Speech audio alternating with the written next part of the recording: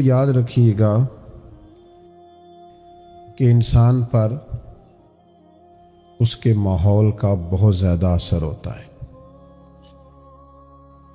لوگوں کا خیال ہوتا ہے، دعویٰ ہوتا ہے کہ میں کسی کی بات پر کان نہیں دھرتا، مجھ پر کسی کا اثر نہیں ہوتا، حالانکہ ایسا ہوتا نہیں۔ انسان جن کے ساتھ اٹھتا بیٹھتا ہے، بات چیت کرتا ہے، وقت گزارتا ہے، ان لوگوں کی شخصیات کا، ان کے نظریات کا، ان کے بہرحال اثر ہوتا ہے۔ اللہ تبارک و تعالیٰ نے قرآن مجید میں اسی لیے ارشاد فرمایا کہ تم نہ جب صحبت اختیار کرو، سنگت اختیار کرو تو سچے لوگوں کی اختیار کرو۔ یا ایھا الذین آمنوا اتقوا اللہ وکونوا مع الصادقین، اے ایمان والو اللہ سے ڈرو، سچوں کی سنگت اختیار کرو۔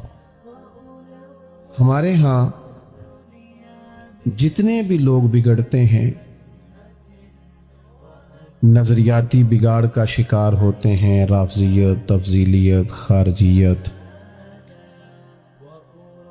اور بھی دنیا میں جتنے باطل نظریات کے حامل لوگ ہوتے ہیں، آپ کبھی ان کو ٹٹول کے دیکھیں تو کسی نہ کسی برے آدمی کی صحبت میں پہلے بیٹھتے ہیں، اس کے ساتھ تعلق بنتا ہے، دوستی ہوتی ہے، کچھ نہ کچھ اس کی باتوں کا اثر ان کی شخصیت پر نظر آنے لگتا ہے۔ یہ اتنا اہم، اتنا بنیادی اور اتنا ضروری مسئلہ ہے کہ نبی کریم صلی اللہ تعالی علیہ وسلم نے فرمایا ہے کہ انسان اپنے دوست کے دین پر ہوتا ہے۔ انسان اپنے دوست کے دین پر ہوتا ہے، سوچ کے دوست بنایا کرو۔ امام غزالی رحمۃ اللہ علیہ ایک مقام پہ فرماتے ہیں کہ ہماری اولادیں، ہمارے بچے بغیر دوستوں کے نہیں رہ سکتے، کہیں نہ کہیں انہوں نے اٹھنا بیٹھنا ہے، کہیں نہ کہیں دکھ سکھ کے لیے انہوں نے تعلق بنانا ہے۔ فرماتے اس طرح کرو کہ انہیں سچے دوست خود تلاش کر کے دے دو، اچھے لوگوں کی سنگت اور صحبت ان کو میسر آئے۔ یہ جو ایک مسلسل سلسلہ تھا نا، تسلسل کے ساتھ، کہ مکمل درسیات سے فارغ ہونے کے باوجود بھی، کتاب و سنت سے گہرا شغف رکھنے کے باوجود بھی لوگ کسی درویش کے پاس جاتے تھے، بیٹھتے تھے، اس سے آداب طریقت سیکھتے تھے، اپنے نفس کی معرفت سیکھتے سیکھتے معرفت الہی تک پہنچتے تھے۔ وہ بڑی اہم اور بنیادی ضرورت سے بڑا پہلے آگاہ ہو گئے تھے، انہیں سمجھ آ گئی تھی کہ ہمیں کہیں جانا چاہیے اور ہمیں اللہ اللہ سیکھنی چاہیے۔ آج بہت سارے لوگ تو یہ کہتے ہیں کہ پیر بڑے جعلی ہیں، تو میں کبھی کبھی کہہ دیا کرتا ہوں کہ مرید بھی کافی سارے جعلی ہیں۔ ہمیں ناراض نہیں ہونا، مرید بھی کافی سارے۔ دیکھو نا، سالوں پہلے حضرت سلطان صاحب رحمۃ اللہ علیہ نے شکوہ کیا ہے، کہتے ہیں رابدہ طالب کوئی نہیں ملیا، کہتے جو ملیا ہے طالب زردہ ہو، کہ تو دعا کرانے آئے ہیں، گلے میں برکت ہو جائے، پیسے چار آ جائے، رابدہ طالب کوئی نہیں ملے الا ماشاء۔ وہ بھی کہاں اللہ اللہ سیکھنے جاتے ہیں، کہاں وہ تربیت کشکول لے کے جاتے ہیں۔ تو رب کریم کے بندوں کی صحبت، اللہ تعالیٰ کے بندوں کی باتیں، اللہ کے لشکروں میں سے لشکر، یہ کیفیات بدلتی ہیں، سرور پیدا کرتی ہیں۔ چلیں آپ سمجھ لیں کہ آج کے دور میں اس پائے کے، اس لیول کے، اس معیار کے ہمیں بزرگ نظر نہیں آتے، پر ان کی تعلیمات تو زندہ و جاوید ہیں کہ نہیں؟ ان کے نظریات تو زندہ و جاوید ہیں کہ نہیں؟ ان کے اقوال، ارشادات ہمیں کتب میں لکھے ہوئے تو نظر آتے ہیں کہ نہیں؟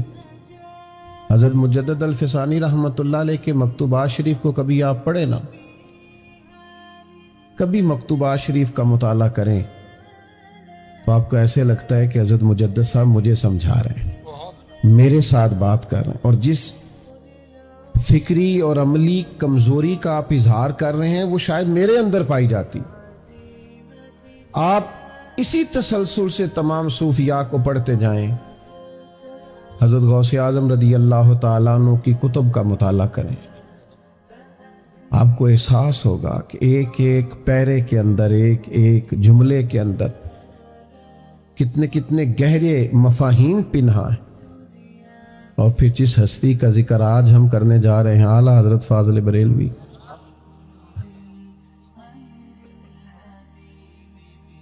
کچھ لوگ نا بیچارے ساری زندگی فیصلہ ہی نہیں کر پاتے کہ ہم کیا ہیں۔ وہ کچھ سال کچھ رہتے ہیں، پھر اس کے بعد کچھ اور ہو جاتے ہیں، کچھ سالوں باتیں اور کرتے ہیں، اور پھر کچھ عرصے کے بعد باتیں اور کرتے ہیں۔ اعلیٰ حضرت بریلوی رحمۃ اللہ تعالیٰ علیہ کو اللہ تبارک و تعالیٰ نے عقیدے کے معاملے میں انشراح صدر عطا فرمایا۔ یہ جو نظریہ پختہ جن لوگوں کا ہوتا ہے نا، عمل بھی انہی کا پختہ ہوتا ہے۔ جن کا نظریہ ساری زندگی پختہ نہیں نہ ہوتا، طے ہی نہیں کر پاتے بیچارے ساری زندگی کہ ہم کیا ہیں، تو وہ عمل کیا کریں گے؟ اعلیٰ حضرت رحمۃ اللہ تعالیٰ علیہ نے نظریاتی پختگی دکھائی ہے۔ آج ہمارے بزرگوں کے، صوفیاء کے، اولیاء کے بزرگوں کے نام پر بڑے بڑے آراس انعقاد پذیر ہوتے ہیں، بڑے بڑے اجتماعات ان کے نام پہ ہوتے ہیں۔ اعلیٰ حضرت بریلوی رحمۃ اللہ علیہ، آپ پر بھی بہت سا کام ہوتا ہے، لیکن چونکہ اعلیٰ حضرت رحمۃ اللہ علیہ تو ایک بڑی گہری علمی اور فقہاء میں بڑا مقام رکھنے والی شخصیت ہیں۔ جو لوگ، میں کوئی مشکل بات نہیں کرنا چاہتا، جو لوگ تھوڑا بہت بھی لکھنے پڑھنے سے تعلق رکھتے ہیں وہ کبھی سرچ کریں، 30 سے زیادہ تو پی ایچ ڈیز کے مقالہ جات اعلیٰ حضرت پہ لکھے گئے۔ ایک ایک کتاب پر لوگوں نے ریسرچ کی تو پورا پورا مقالہ بن گیا۔ اتنی گہری فقاہت اللہ نے دی تھی، لیکن جو ان کا بنیادی کارنامہ ہے وہ یہ ہے کہ عقائد کی پختگی، نظریاتی پختگی، یعنی ان کا قلم اٹھا ہے حضور کے صحابہ کے دفاع میں، تو پھر اس طرح اٹھا ہے کہ ہر صحابی کی عظمت کو انہوں نے روشن کر کے دکھا دیا۔ اور ہوتا ہے کبھی کبھی بعض لوگ اعتدال پہ قائم نہیں رہتے، ایک ہی رستہ اختیار کرتے ہیں، بس ادھر ہی چلے جاتے ہیں۔ انہوں نے صحابہ کی بات کی تو کمال کی، لیکن جن کو بڑا دعویٰ ہے نا کہ ہم محبت اہل بیت کے دائی ہیں اور ہم حضور سید عالم علیہ السلام کی اولاد پاک کے بڑے غلام ہیں، یہاں تک وہ نہیں آ سکے جہاں تک اعلیٰ حضرت بریلوی گئے ہیں۔ یعنی یہ انداز تو دیکھیے، فرمانے لگے تیری نسل پاک میں ہے بچہ بچہ نور کا، تو ہے عین نور، تیرا سب گھرانہ ہی نور کا۔ نظریاتی پختگی، نہ ادھر نہ ادھر، کسی جگہ بھی وہ جھول کھاتے نظر نہیں آتے۔ پھر اس کے ساتھ ساتھ علمی اور گہری وابستگی۔ میرا اور آپ کا دور سننے سنانے کا دور ہے، پڑھنے پڑھانے کا نہیں، سیکھنے سکھانے کا نہیں۔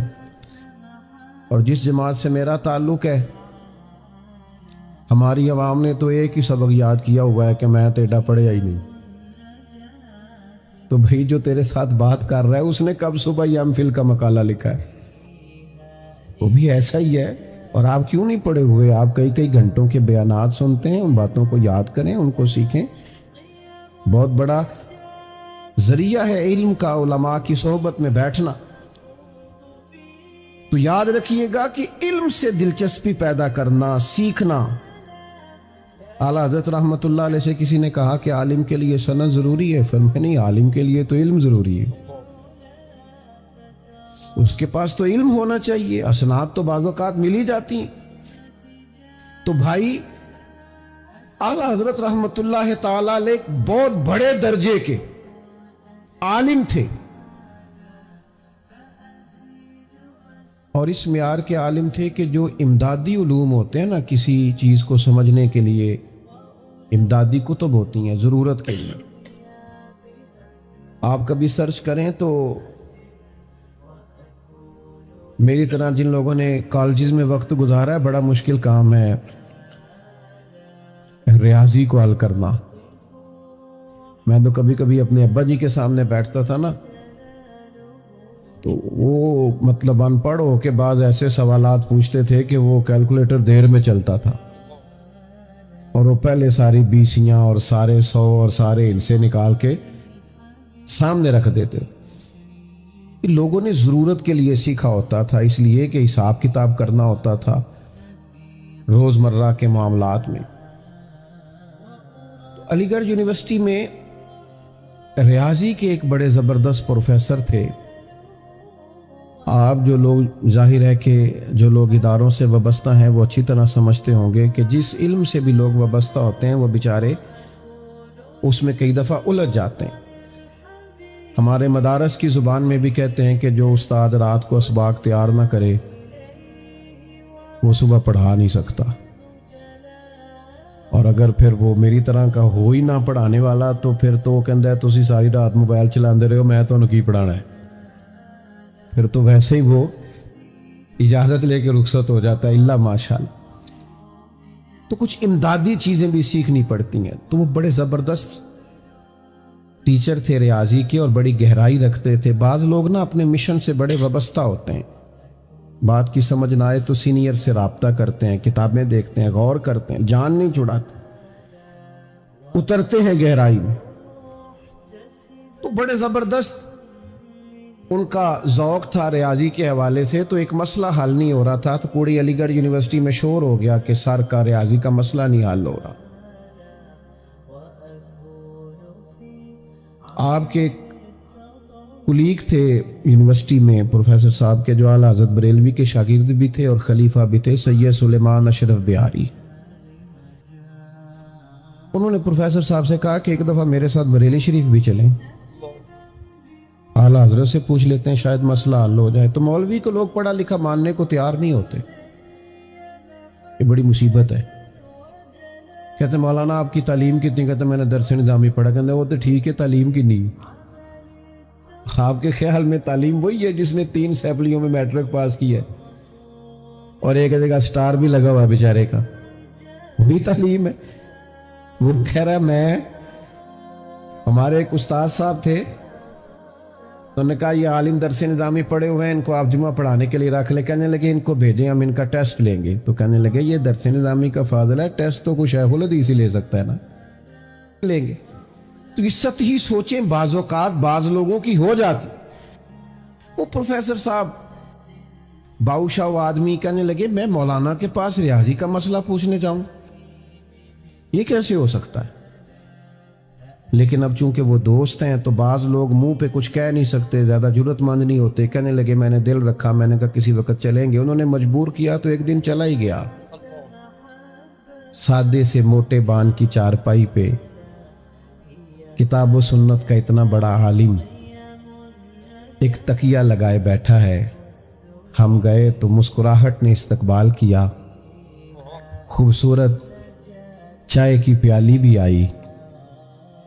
تو کہنے لگے ان کے شاگرد سید سلیمان اشرف کے، حضرت ان کا ایک مسئلہ ہے، ذرا دیکھیے گا۔ تو فاضل بریلوی نے ان کا مسئلہ دیکھا، کاغذ قلم منگایا، چند لائنیں لگائیں۔ بڑے لوگ دعوے نہیں کرتے، وہ نہیں بولتے، ان کا کام بولتا ہے۔ شیخ نے وہ ان کی تھما کے نہ آگے کر کے کہا ذرا دیکھنا بھلا۔ اللہ اکبر۔ تو پروفیسر صاحب کبھی وہ جواب دیکھتے اور کبھی اعلیٰ حضرت رحمت اللہ علیہ کی جھکی جھکی نظریں دیکھتے، اور کبھی ان کے پیشانی پر سجدوں کا نور دیکھتے، اور کبھی ان کی زبان پر درود و سلام کے نغمے جاری دیکھتے۔ ہو سے گئے، کہنے لگے مولانا ریاضی کہاں سے پڑھی؟ کہنے لگے ہم نے کیوں پڑھنی تھی ریاضی، ہم نے تو قرآن حدیث پڑھا ہے۔ تو کہا یہ مسئلہ تو بڑی سادگی، بڑی عاجزی، وہ شہرت سے بچنے والا پیچھے پیچھے رہتا ہے۔ میرا جی چاہتا ہے ساری غزلیں اس پیارے کے نام کریں۔ فاضل بریلوی فرمانے لگے ہم نے ریاضی کو سیکھنی تھی، وہ وراثت کے مسئلے نکالنے ہوتے ہیں۔ کوئی شخص انتقال کر گیا تو بیوی کو کتنا ملے گا، تو بیٹے کو کتنا ملے گا، تو بیٹی کو کتنا ملے گا، تو بیٹے نہیں ہیں تو پھر کتنا ملے گا۔ اس کے لیے کوئی تھوڑی جمع تفریق سیکھی تھی کہ جو ریاضی سیکھا ہے یہ بھی دین محمد سکھانے کے لیے سیکھا صلی اللہ تعالی علیہ وسلم۔ تو علمی مزاج، پھر اس کے ساتھ ساتھ عمل کا بہت بڑا حصہ۔ جو لوگ علم سیکھتے ہیں اور عمل نہیں نہ کرتے، دو کشتیوں کے مسافر ہو جاتے ہیں۔ اپنے آپ کو ہی جواب دینا ان کے لیے مشکل ہو جاتا ہے۔ جب آپ کوئی بات کہتے ہیں اور آپ کا اس پر عمل نہیں نہ ہوتا تو آپ اپنے ضمیر کے قیدی ہیں۔ جب آپ عمل کرنے لگتے ہیں نا، عمل، تو پھر آپ کو محسوس ہونے لگتا ہے کہ میں نے جو سیکھا ہے نا وہ میں نے اپنی ضرورت کے لیے سیکھا ہے۔ آج کل بعض لوگ علم اس لیے بھی سیکھتے ہیں کہ وہ دوسروں پر رعب جمائیں۔ نبی کریم علیہ السلام نے فرمایا جس نے دین کا علم اس لیے حاصل کیا کہ اس سے دنیا کمائے گا، یا علماء سے بحث کرے گا، یا جاہلوں پہ رعب جمائے گا، ایسے شخص کو اللہ جنت کی خوشبو بھی عطا نہیں کرے گا۔ آپ علم سیکھیں عمل کرنے کے لیے، اپنی تربیت کے لیے، آپ پر اس کا پورا اثر ہونا چاہیے۔ اعلیٰ حضرت نے علم سیکھا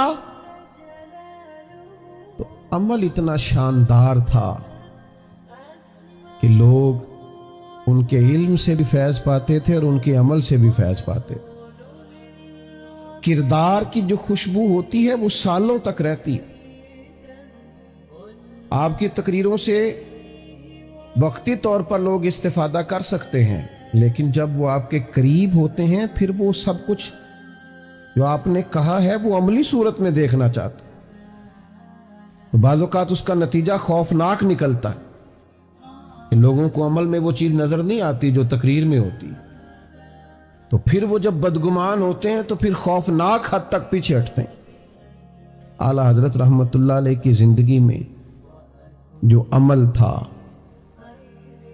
جو تقویٰ تھا، جو نورانیت تھی، جو کہے پل عمل کا ذوق تھا، یعنی ایک چھوٹا بچہ گھر سے افطاری لایا کرتا تھا، دیر سے آیا اور آپ کوئی اور کھانا کھا بھی نہیں سکتے تھے، کچھ پرہیزی سا کھانا آپ کو کھانا تھا، تو غصہ بہت زیادہ تھا، تو ایک تھپڑ رسید کر دیا اس بچے کو۔ پھر خیال آیا اوہو پتہ نہیں پیچھے سے نہ کسی شخص نے اس کو دیر سے بھیجا ہو، فرمایا ڈھونڈ کے لاؤ نا۔ اور سردی کی رات تھی، بچہ کہیں چھپ کے سو گیا، سحری تک تلاش جاری رہی، صبح کے وقت آیا۔ اعلیٰ حضرت رحمت اللہ تعالیٰ علیہ کو لوگوں نے دیکھا کہ اتنا بڑا امام، 1000 کتب کا مصنف اور صدر الشریعہ اور صدر الافاضل اور اتنے بڑے لوگوں کا شیخ، وہ بچہ جس کا باپ بھی اس گھر میں ملازم ہے، مریدوں شاگردوں کے بیچ گھٹنوں کے بل بیٹھ کے اس چھوٹے سے بچے کے سامنے ہاتھ باندھ کے کہا بوڑھا ہو گیا ہوں، غلطی ہو گئی ہے، معاف کر دو، مجھے معاف کر دو۔ جب لوگوں نے اللہ کے حضور سرخرو ہونا ہو پھر لوگوں کے رویے اور ہوتے ہیں۔ معاف کر دو، بھول گیا تھا۔ اس بچے نے کہا حضور وہ تو میری غلطی تھی، رستے میں مجھے دیر ہو گئی، گھر والوں نے تو وقت پہ بھیجا تھا۔ فرمایا بیٹا پھر بھی تو مجھے معاف کر دے۔ اس نے کہا جیسے آپ کہتے ہیں میں نے کیا۔ کہنے لگے تو نابالغ ہے، معاف کرنے کا بھی اختیار نہیں رکھتا۔ پھر اس کا ہاتھ پکڑ کے کہا مجھ سے بدلہ لے، پھر اس کو کھانے کو کچھ دیا، پھر لوگوں سے کہنے لگے گواہ رہنا میں نے اس بچے کو راضی کیا ہے، صبح قیامت اگر اس کے بارے میں سوال ہوا تو تم سب کو گواہ رہنا چاہیے کہ یہ مسئلہ میں نے حل کر دیا تھا۔ یہ تقوی کا معیار، اور یہ پتہ کیسے حاصل ہوتا ہے؟ جب آپ کی ساری سوچیں دروازے رسول کی غلام ہو جاتی ہیں۔ جب لمحہ لمحہ عشق رسول میں ڈوب جاتا ہے، جب آپ تنہائیوں میں بھی نعتیں سننے کے شوقین ہو جاتے ہیں. ہمارے ہاں زیادہ تر محفلوں میں نعتیں سنی جاتی ہیں. اب بھی بڑا عجیب و غریب ذوق ہے نعت سننے کا. اگر نعت پڑھنے والے نہیں رہے تو سننے والے کہاں رہے؟ وہ بھی تو ذوق دور نکل گیا نا بھائی. اعلیٰ حضرت رحمت اللہ علیہ کا کمال یہ تھا کہ وہ جو خاص ذوق ہے نا حضور کے ساتھ محبت کا، یہ انداز دیکھیے، شعر دیکھیے، کہتے میں خانہ زاد کہنا ہوں، صورت لکھی ہوئی بندوں کنیزوں میں میرے مادر پدر کی ہے. میں خانہ زاد کون؟ یہ خانہ زاد کون پتہ کس کو کہتے ہیں؟ وہ جو خاندانی غلام نہیں ہوتے کسی گھر کے، کہ میرا دادا بھی غلام تھا، نانا بھی غلام تھا، ماں بھی کنیزہ تھی اور دادی بھی کنیزہ تھی. کہتے ہیں یا رسول اللہ میں آپ کا خاندانی غلام ہوں، میرے باپ دادا غلام چلے آ رہے آپ کے، اور صورت لکھی ہوئی بندوں کنیزوں میں میرے مادر پدر کی ہے. حضور ہمیں نام نہیں بتانے پڑتے، ہماری تو نسلوں کی شکلوں سے بھی آپ واقف ہیں کہ یہ ہمارے خاندانی غلام. اعلیٰ حضرت رحمت اللہ علیہ کا اصل کمال عشق رسالت مآب ہے، حضور کی محبت. میں آپ کی خدمت میں عرض کروں، محبت ہم بہرحال کسی نہ کسی سے کرتے ہیں. دولت سے بھی لوگوں کو پیار ہوتا ہے، آپ نہ مانیے گا، ماننا چاہیے بھی نہیں، کوئی بھی نہیں مانتا، لیکن بہرحال لوگوں کو پیسوں سے بھی پیار ہے. میں چند ایک ایسے لوگوں کو جانتا ہوں کہ ان کے پاس پیسے نہ ہوں تو ان کی صحت بھی ٹھیک نہیں ہوتی، اور پیسے ہو تو ان کی صحت بھی اچھی رہتی ہے. ہوتا ہے لوگوں کو پیسوں سے شہرت سے بھی پیار ہوتا ہے. مانتے نہیں، تسلیم نہیں کرتے لوگ، شہرت سے بھی پیار کرتے ہیں. دو چار لوگ تعریف کر دیں، کسی جگہ خوشامد ہو جائے تو رات اچھی گزر جاتی. اور پھر آج کل تو سوشل میڈیا پہ معروف ہونے کے لیے جو حرکتیں لوگ کر رہے ہیں، سمجھدار آدمی ہے اور وزادار ہے، اور ویسی کمزور حرکت کر دیتا ہے جو اس کی شخصیت سے میچ نہیں کرتی، صرف اسے معروف ہونا ہے. خدا مجھے ایسی خدائی نہ دے کہ اپنے سوا کچھ دکھائی نہ دے. بھائیو سمجھیے گا اور یاد رکھیے گا، یہ جو دولت اور شہرت کی محبت ہے یہ بندے کا سارا من اجاڑ دیتی، باطن تباہ ہو جاتا. دیکھو نا کس ترتیب سے سمجھایا ہمیں نبی کریم علیہ السلام. نبی رحمت صلی اللہ تعالی علیہ وسلم فرماتے ہیں، دو بھوکے بھیڑیے بکریوں کے ریوڑ میں کھلے چھوڑ دی. بھیڑیا ویسے ہی خطرناک ہوتا ہے، پھر بھوکا ہو. فرمایا دو بھوکے بھیڑیے بکریوں کے ریوڑ میں کھلے چھوڑ دیے جائیں، اتنا نقصان نہیں کرتے اتنا دولت اور شہرت کی محبت انسان کے دل کا نقصان کرتی. سارا باطن اجڑ جاتا ہے. محبت تو کسی نہ کسی سے کرنی ہے، درد اگرچہ جاں گزل ہے، میں کروں کیا کہ دل ہے. غم عشق اگر نہ ہوتا تو غم روزگار ہوتا. کوئی نہ کوئی غم تو رہنا ہے.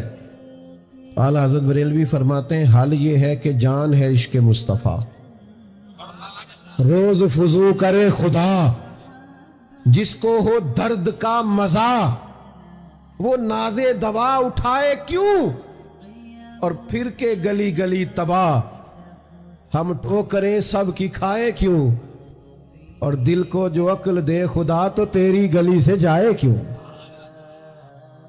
دل کو جو عقل دے خدا تو تیری گلی سے جائے کیوں. حضور سے محبت کرو، نبی کریم سے پیار کرو. حضور کا پیار سوار دیتا ہے آدمی کو، نکھار پیدا کر دیتا ہے، طبیعت بدل جاتی. آپ یقین کریں چسکا لگ جائے نا رات کو نعت سن کے سونے کا.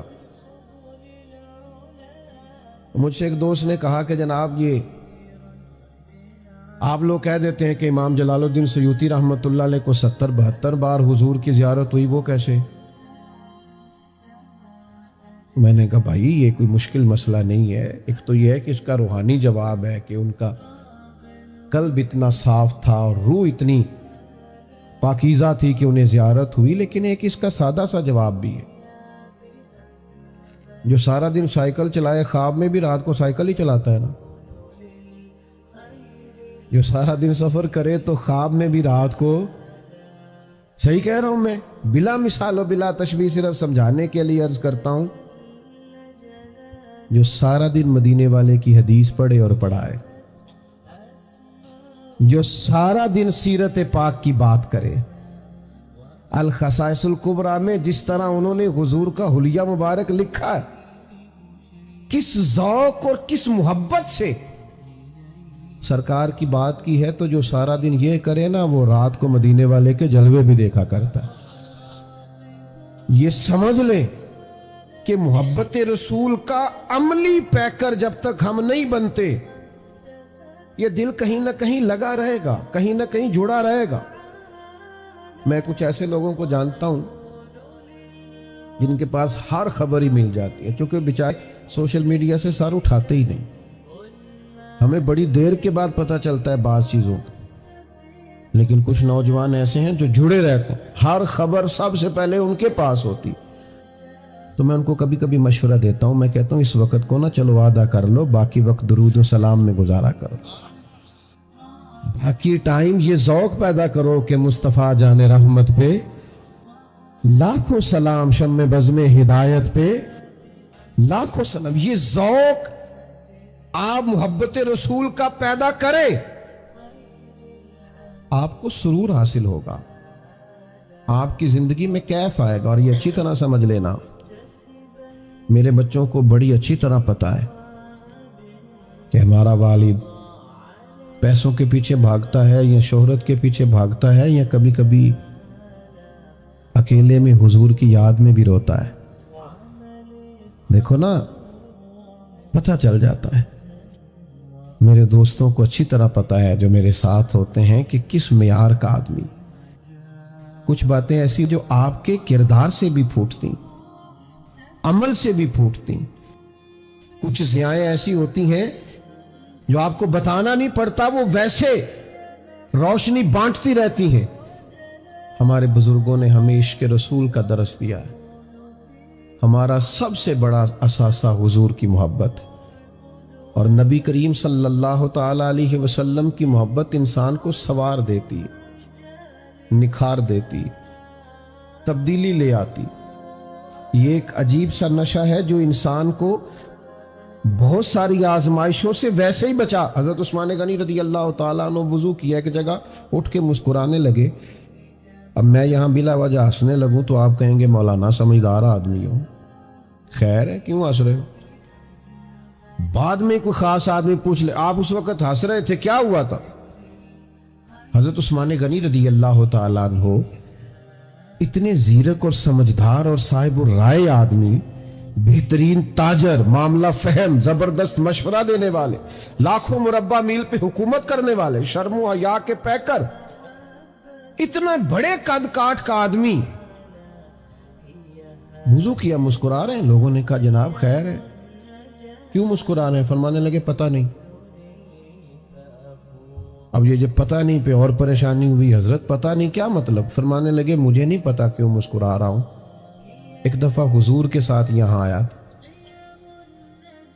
کریم نے یہاں وضو فرمایا تھا اور حضور بھی مسکرائے تھے، میں تو فرض محبت ادا کر رہا ہوں، یہ کسی کی ادا ہے ادا کر رہا ہوں۔ آج کل نا لوگوں کو شکوک پیدا ہوتے ہیں، معاذ اللہ معاذ اللہ ثم معاذ اللہ، نقل کفر، کفر نباشت، کہیں الحاد ہے، کہیں بے دینی ہے، کہیں برے برے خیالات۔ یہ بعض لوگ نا اعتراض کرتے تھے کہ یہ جو صوفیزم ہے نا، یہ نشے کے ٹیکے لگاتے ہیں، مست رکھتے ہیں لوگوں کو۔ آج میں کبھی کبھی سوچتا ہوں کہ تھا تو تمہارا اعتراض، لیکن وہ تمغہ نہیں بن گیا۔ لوگ محبت رسول میں ایسے مست ہوئے کہ کسی بے دین کی بات سننے کو تیار ہی نہیں ہوتے، ادھر ادھر ان کی توجہ ہی نہیں جاتی۔